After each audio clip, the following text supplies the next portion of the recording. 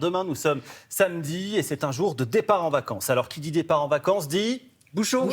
et chassé-croisé. Vous avez absolument raison, chassé-croisé entre les juilletistes et les haussiens. Tiens, d'ailleurs, on va aborder avec vous, docteur Valenduc, les petits conseils pour bien voyager.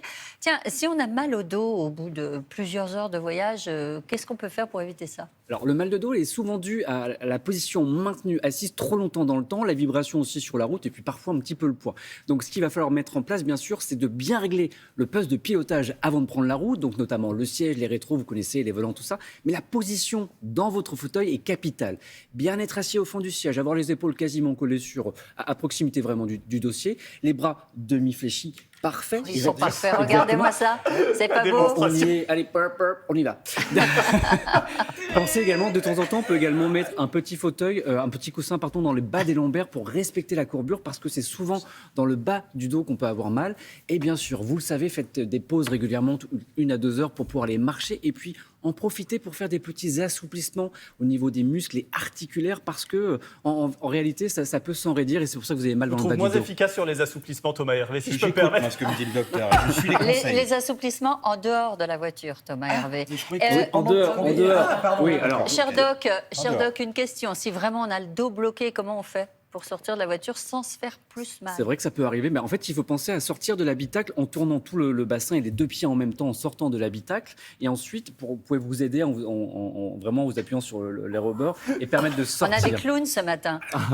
Non, on illustre.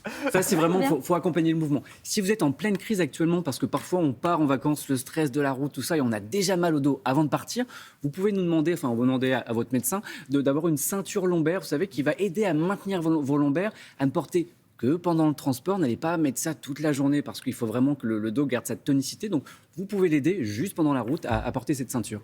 Alors, je vous souhaite bon courage, les amis, pour mimer la question suivante. Si jamais on a mal au dos, est-ce qu'on prend un petit paracétamol et c'est réglé? Ça marche évidemment. Le paracétamol fonctionne. En revanche, on y est. Mais qui sont forts. À côté, quoi. Et le paracétamol, oui, fonctionne. Juste prudence, parce que parfois, il y a toujours un copain qui va vous dire moi, j'ai de la codéine ou du tramadol. Tiens, essaye ce truc. Et si vous n'en avez jamais essayé, parfois, il peut y avoir des effets secondaires. Si moi, vous me donnez de la codéine, je ne suis pas certain de vous amener à bon port.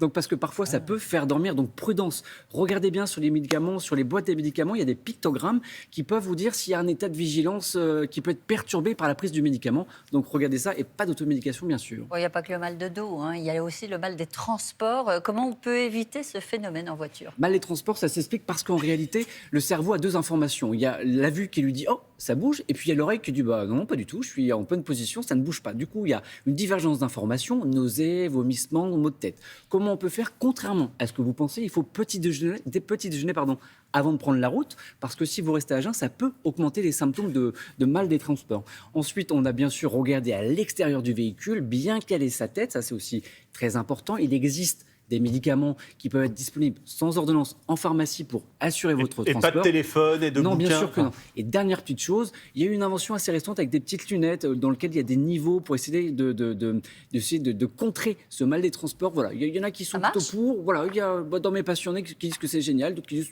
c'est à revoir. Mais ça peut se tenter.